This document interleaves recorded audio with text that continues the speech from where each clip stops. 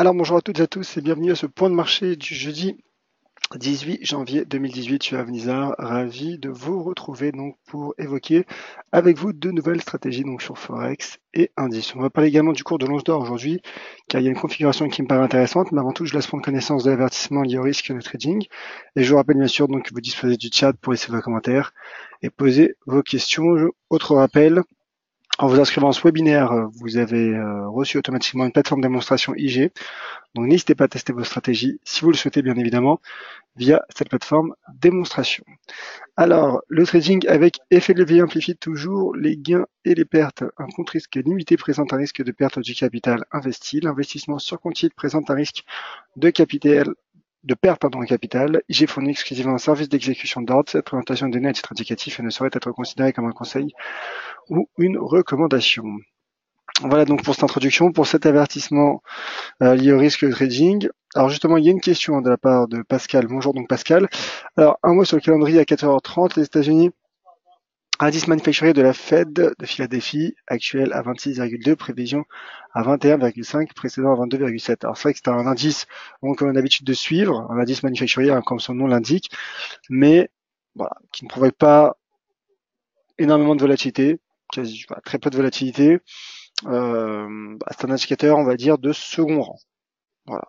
C'est vrai que de manière générale, ce qui catalyse de plus en plus les marchés, de toute façon, ce sont surtout les politiques de banque centrale.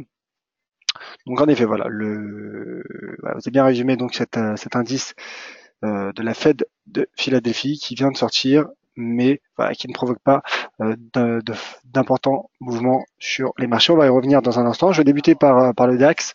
Alors, pour ceux qui suivent mes articles et suivent mes webinaires depuis quelques semaines, comme je tente de le faire comprendre, pour résumer, je dirais que je ne suis pas baissier sur le DAX.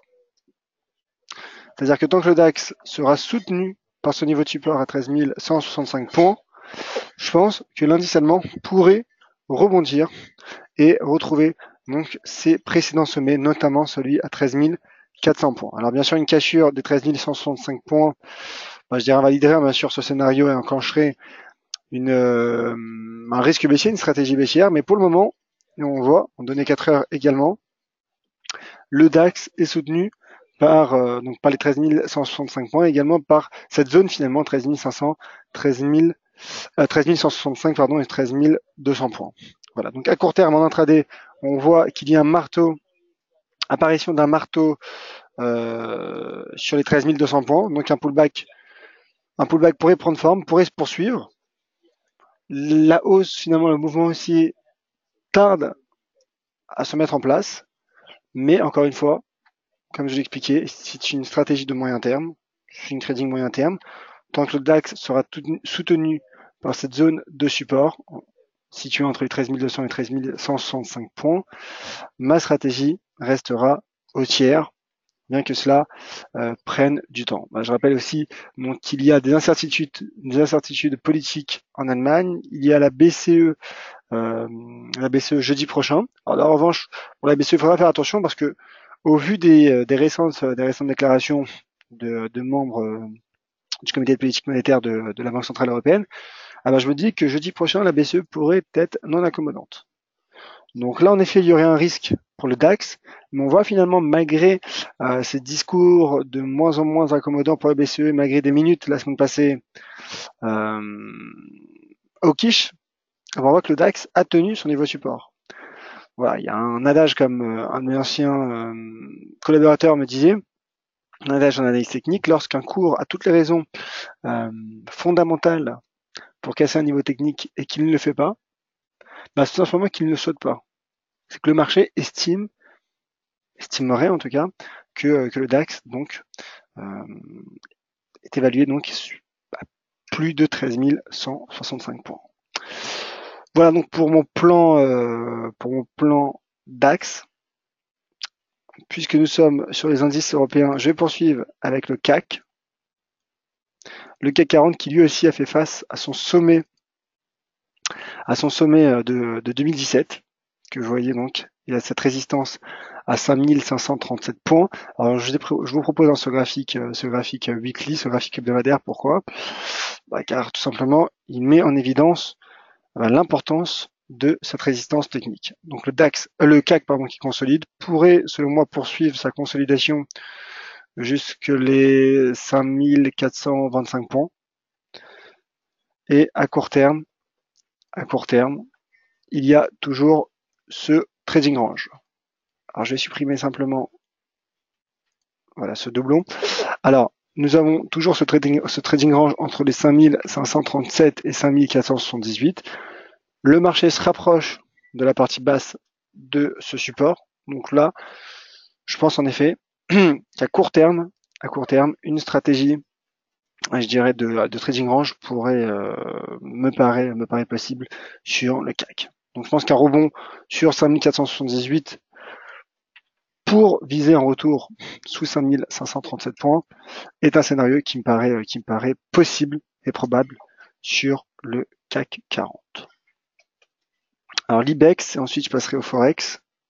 Si vous avez des questions sur Wall Street ou sur un autre actif, n'hésitez pas à me faire savoir sur le chat. L'IBEX qui lui aussi se replie sous un sommet, alors ce n'est pas son sommet annuel de 2017, mais sommet tout de même, résistance à 10 574 points suite à cette shooting star qui n'a pas produit immédiatement ses effets puisque la séance d'hier a été positive pour l'IBEX, pour l'indice espagnol, mais comme vous le voyez sur mon graphique, l'IBEX subit une belle bougie rouge et donc je dirais que la shooting star produit ses effets avec un peu de retard, mais elle le produit tout de même. Donc l'IBEX part en direction de ce seuil d'inversion de polarité situé à 10 378 points. Donc là, clairement, il s'agit d'un pivot. Sur ce niveau de support, on a vu que le DAX était également sur support, le CAC aussi. Je me dis que les indices européens, finalement, pourraient rebondir sur leur niveau de support, comme je l'ai expliqué pour le DAX. Alors, cela ne veut pas dire forcément réengager une tendance haussière. Cela ne veut pas forcément dire un franchissement de résistance. Mais à court terme, je me dis qu'un pullback, un rebond sur les 10 378 points pourrait prendre forme sur l'indice espagnol. Alors bien sûr, il faudra également analyser le cas échéant, éventuellement bien sûr, notamment le graphique en données 4 heures, voir s'il n'y a pas un pattern de retournement à la hausse sur ce niveau de support. Mais pour le moment en tout cas, on voit qu'en données 4 heures, un support est en train d'être cassé, un support très court terme, intraday quasiment, à 10 443. Donc voilà, je serais curieux en tout cas de connaître la réaction du marché sur support. Je me dis en tout cas encore une fois qu'un rebond pourrait prendre forme sur l'IBEX, mais également donc sur les indices, sur les autres indices européens que j'ai cités il y a un instant. Voilà donc pour les bourses européennes. Bon, pour Wall Street, c'est bullish. Si vous avez des questions, n'hésitez pas donc à me faire savoir. Je vais poursuivre avec l'euro-dollar. J'ai l'habitude de commencer par l'euro-dollar, mais là bon voilà, j'ai changé un peu l'ordre. L'euro-dollar qui selon moi reste orienté à la hausse. Alors oui, mardi, il y a eu un doji libellule. Doji, on sait qu'il est une figure d'indécision qui a donc provoqué, je dirais, une séance baissière hier. Mais, malgré finalement ce doji, malgré la baisse subie hier par l'euro-dollar, vous le voyez sur mon graphique, l'euro-dollar n'a pas cassé de support. Il n'a pas cassé de support, notamment celui à 1,2190, quasiment 21,85, 83. Vous voyez donc 1,2190 qui était également un niveau de support en données 4 heures. Et là, regardez, c'est intéressant en fait, cette configuration est intéressante. Alors, deux shooting stars, et là, quasiment sur le support, qu'avons-nous? Vous l'avez reconnu, c'est un doji pierre tombale. Doji, je le répète, bougie d'indécision, qui généralement est un signe avant-coureur d'un arrêt de la dynamique en cours, donc en l'occurrence d'un arrêt de ce mouvement baissier, qui produit également ces effets, qui procure donc ces effets de rebond rebond à proximité d'un support sous les 1,2190. Voilà, c'est vrai qu'il y a une très légère cassure de support, mais finalement, voilà, lorsque l'on prend également cette bougie 4 heures de la séance de vendredi dernier, on pourrait éventuellement considérer cela comme une zone de support entre les 1,2180 et 1,2190. En tout cas, pour le moment, le support tient. Certes, le momentum baissier ralentit, donc ça en effet, il y a un risque, mais pour le moment, le support tient. Donc ça rejoint un peu ce que je disais donc sur les indices européens. Certes, il y a des risques baissiers, mais tant qu'il n'y a pas de cassure de support, je ne peux pas, en tout cas moi, dégager de stratégie baissière. Cette stratégie baissière serait finalement serait relancée uniquement en cas de cassure. Alors, je ne dégage pas à court terme non plus une stratégie haussière. J'attendrai en revanche un éventuel franchissement des 1,22 835 $ pour dégager une stratégie haussière afin d'optimiser donc le ratio R3 de manière optimale et afin de gérer son risque donc avec ce niveau de résistance. Voilà, donc l'euro-dollar qui pourrait jeudi prochain profiter d'une éventuelle intervention belliciste au quiche de la Banque centrale européenne. Et je rappelle bien sûr que le dollar a tenté comme il l'a pu en début de semaine de rebondir, mais voilà, on va analyser justement les autres paires en dollars et le GBP-USD qui reprend son avancée suite justement à ce rebond du dollar qui n'a duré finalement qu'une ou deux séances entre mardi et mercredi, et le GBP-USD qui poursuit son avancée et qui se rapproche des 1,39 $. Alors je me mets en graphique hebdomadaire, vous savez pourquoi, car ce qui m'intéresse, c'est cette résistance à 1,3660 qui a été franchie la semaine passée, et donc l'information que l'on pourrait dégager finalement, c'est que le GBP-USD se rapproche à grands pas de ce niveau pré-Brexit. Voilà. C'est vrai que c'est cette cassure, j'avoue que la semaine dernière j'étais un peu surpris en début de semaine quand j'ai vu que cette cassure weekly, puisque je me disais que voilà, tout simplement sous cette importante résistance formée suite à la victoire du Brexit, et alors certes il y a une avancée en termes de négociation entre l'Union européenne et le Royaume-Uni, mais voilà, c'est une avancée dont encore l'avenir reste incertain. Donc c'est vrai que voilà, j'étais un peu surpris, mais ce franchissement montre la volonté du marché, en tout cas les spéculations du marché sur un GBP-USD potentiellement, en tout cas pré-niveau Brexit. Alors, il ne faut pas se cacher non plus, ce qui a favorisé bien sûr ce franchissement, c'est le repli du dollar, le dollar américain. Alors je l'avais expliqué en début de semaine, mardi, c'était en webinaire, et dans certains des articles que vous pouvez retrouver sur dailyfx.com/français, le dollar est vendu. Voilà, clairement. Le dollar est vendu sur le Forex, ce qui permet donc à toutes les autres paires en dollars d'en tirer profit. Alors l'USD CAD, j'en avais parlé sur les réseaux sociaux et sur DailyFX, mais c'est vrai que je n'en avais pas parlé. L'USD CAD, donc, qui ne subit pas le relèvement de taux de la Banque du Canada hier. La Banque du Canada donc a relevé son taux de refinancement, son principal taux directeur à 1,25, comme attendu. C'est vrai que la semaine passée, la probabilité implicite s'élevait à 90% environ. Donc voilà, le marché a anticipé. C'est la raison pour laquelle il ne s'est pas mis à racheter du dollar canadien. C'est un scénario déjà anticipé. Et regardez ce graphique hebdomadaire. Il est magnifique. Pourquoi? Parce que je n'ai pas encore tracé le seuil majeur, je dirais. C'est ce niveau de support. 1,2414. Et ce niveau de support, vous le connaissez, car il s'agit également d'un niveau de support mensuel. C'est vrai que c'est un seuil que je montre depuis un certain temps. Donc sur ce niveau de support mensuel et hebdomadaire, il y a naturellement, je dirais, un potentiel haussier sur l'USD CAD, mais ce potentiel haussier est renforcé avec cette bougie dont j'espère que vous avez reconnu la nature, puisque c'est vrai que j'en parle souvent.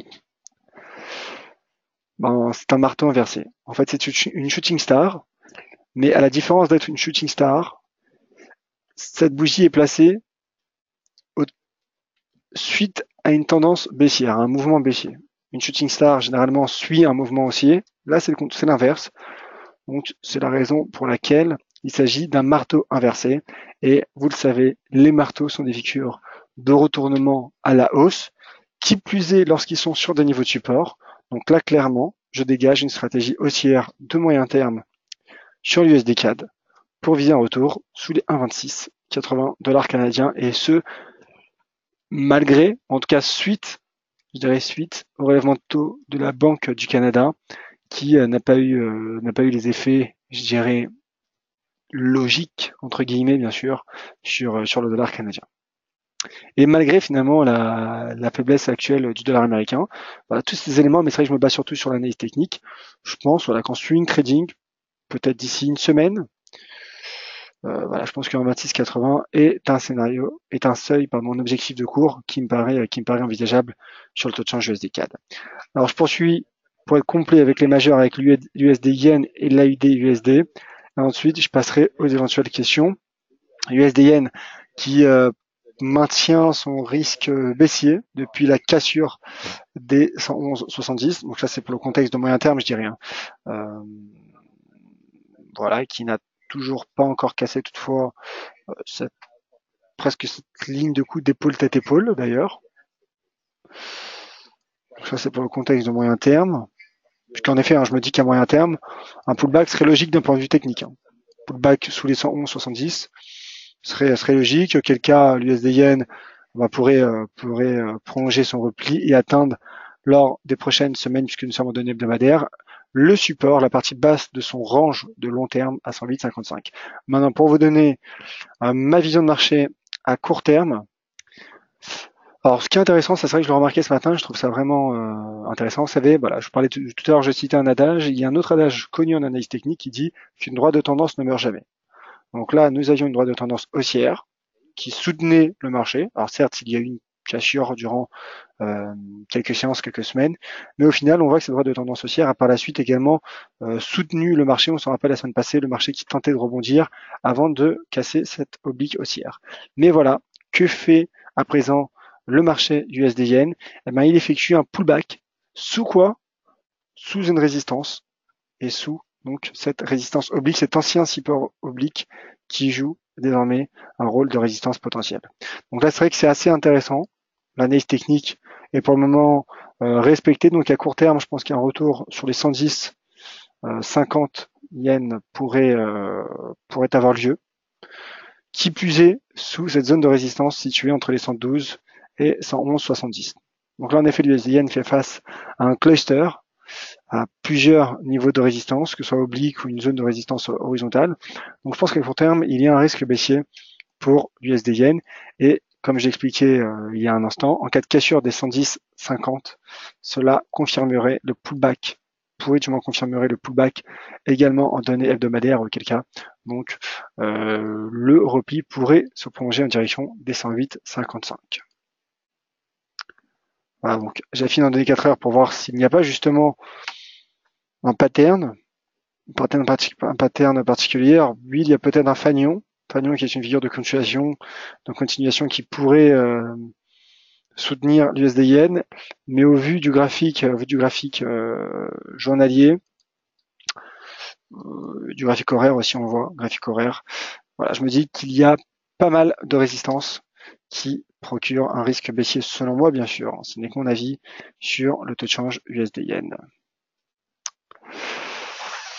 Alors, il y a quelques questions. Je vois quelques questions arriver sur le chat. Je vais y revenir dans un instant. Je parle simplement de l'AUD USD, l'once d'or. Je vous avais promis l'once d'or et ensuite je passerai aux questions. L'AUD USD qui a le dollar australien qui est soutenu par les très bons chiffres de l'emploi en Australie.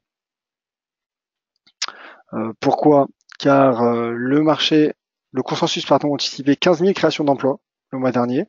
Il y en a eu 34 700. Petit bémol, le taux de chômage, allez comprendre, a progressé à 5,5%. Le consensus anticipé stable à 5,4%.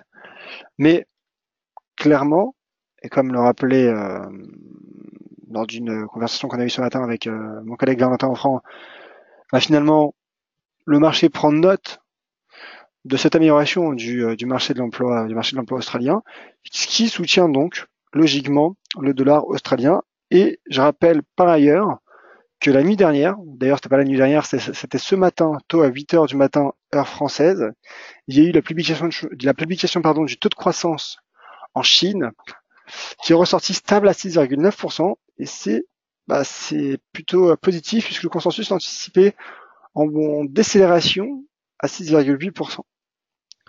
Donc bien sûr, je vous rappelle, vous le savez déjà, mais je vous rappelle que la Chine, finalement l'Australie est l'un des principaux, plutôt la Chine est l'un des principaux partenaires économiques de l'Australie.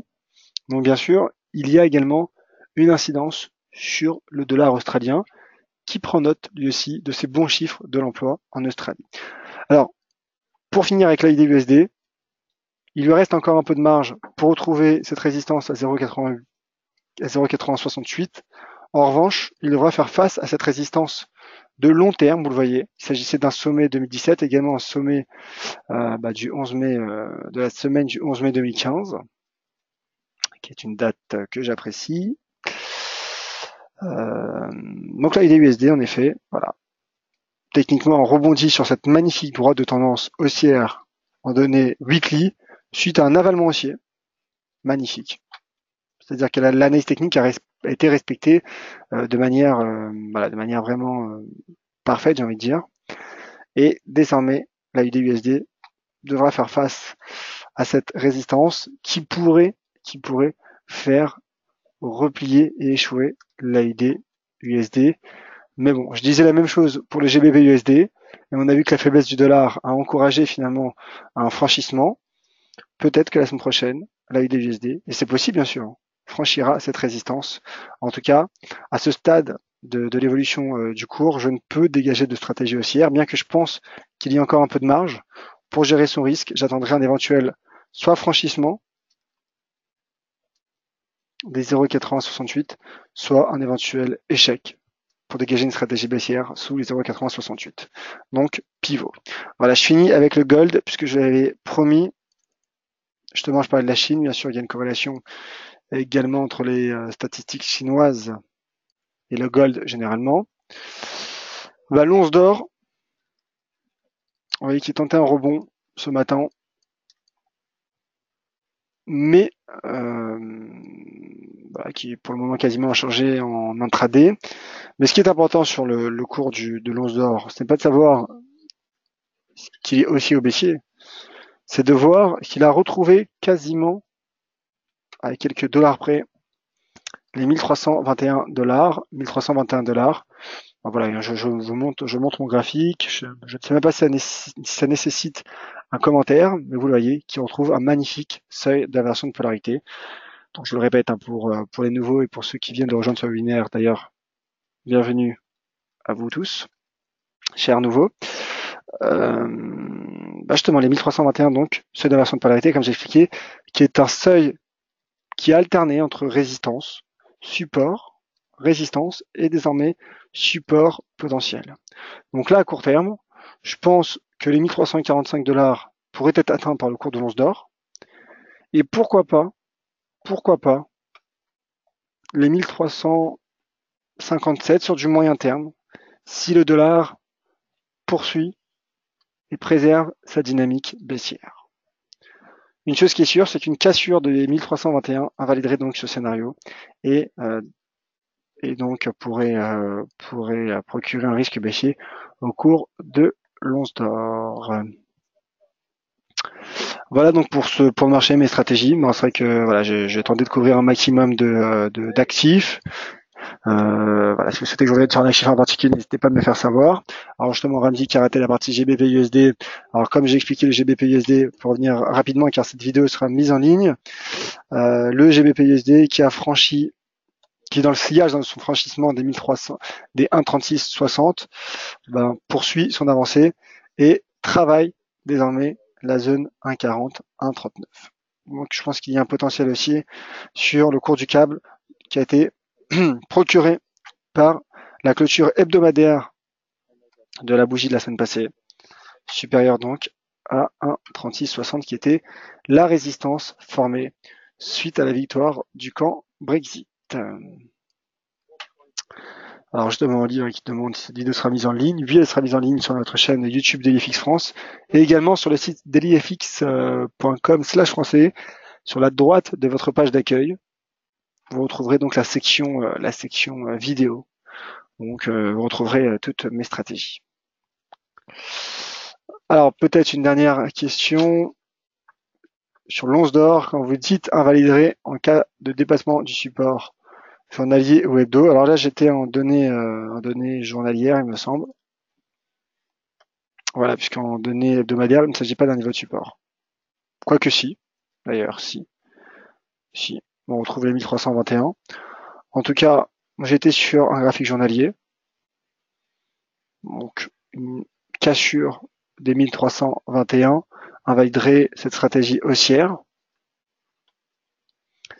Et alors bien sûr, s'il y a une clôture hebdomadaire sous ce seuil, je dirais que ça renforcerait l'éventuel risque baissier. Mais pour le moment, le l'once d'or est selon moi soutenu par les 1321 $.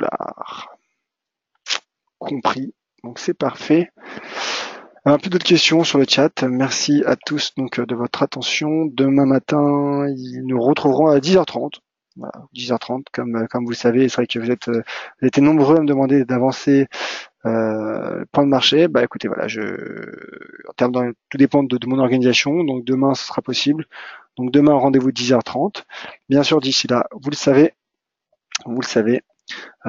je reste à votre disposition sur Twitter, @YoavNizar, pour toutes les réactions, commentaires, questions ou même désaccords. N'hésitez pas à me le faire savoir via les différents réseaux sociaux. Merci à toutes et à tous. Donc, passez un bon après-midi. On se retrouve demain, 10h30.